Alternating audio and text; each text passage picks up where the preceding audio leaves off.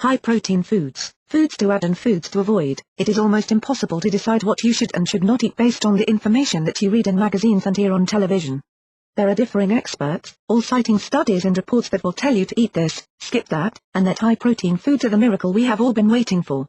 This week, red wine is the perfect beverage and can all but cure leprosy, while next week it will become reviled and feared, the worst thing you could allow to ever cross your lips.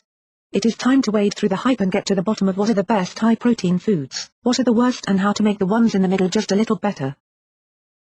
What makes a good food good? All foods, whether they are high-protein or not, must have certain qualities to be considered a good part of your diet. They must be low in calories, low in saturated fats, and low in other ingredients that are harmful, including artificial colors, flavors, and preservatives. They should not have high amounts of salt or sugar. They should be digestible. The food should be high in vitamins and minerals and should provide at least some other nutritional value like fiber or antioxidants. A good food should also be delicious in addition to nutritious. After all, if you won't eat it, then it will not do you any good at all. A good food, even a high-protein food, is only as good as the way that it is made. You can have a beautiful, lean turkey breast, one of the leanest and healthiest sources of protein in the world, and ruin it completely by breading it and then deep frying it. The more steps that it takes to cook a food, the farther away from nature it becomes, and often, the more fat and calories it will pick up per serving as it goes. That same turkey breast, roasted in the oven with a few fresh herbs and a light coating of olive oil, is not only delicious, but nutritious and delightfully low in calories as well.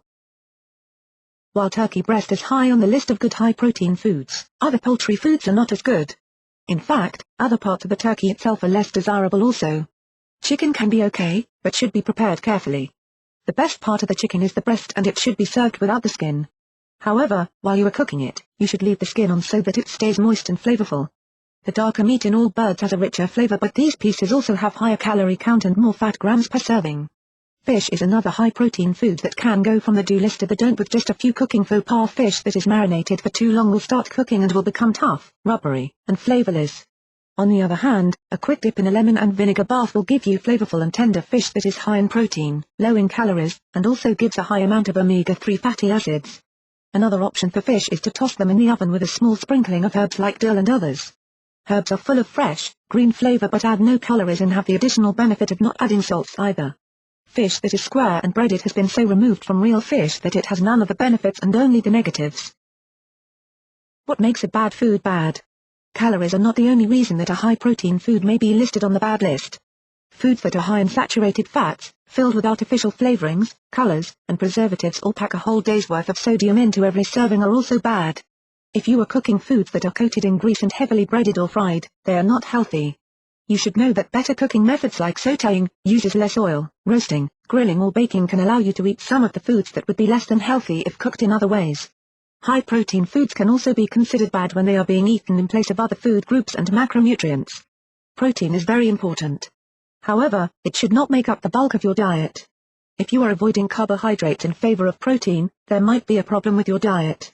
Even the best foods can become a bad food choice if there is a discrepancy between the size of portion you need and the size of the portion that you are actually eating. Improving the high-protein foods and others. There are several ways to improve any food choice that you make, although despite the former diets that suggested otherwise, there is no healthy way to prepare bacon. The food that is deemed the perfect protein is the egg, the center of a number of dietary controversies.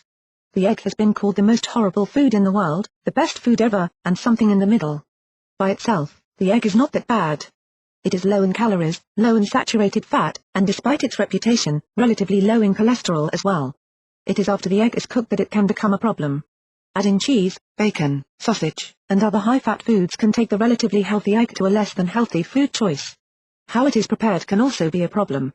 Think of how eggs are cooked. In most cases they are fried in butter and other unhealthy oils. Eggs, one of the best high-protein foods, can be improved on by using non-stick cooking spray. Liquid egg whites are also a good idea as well, reducing some of the cholesterol content. High-protein foods like IsoMetricR from Protica can also be a great choice to make. It is high in quality, digestible protein but low in calories and without the harmful ingredients that no one really needs.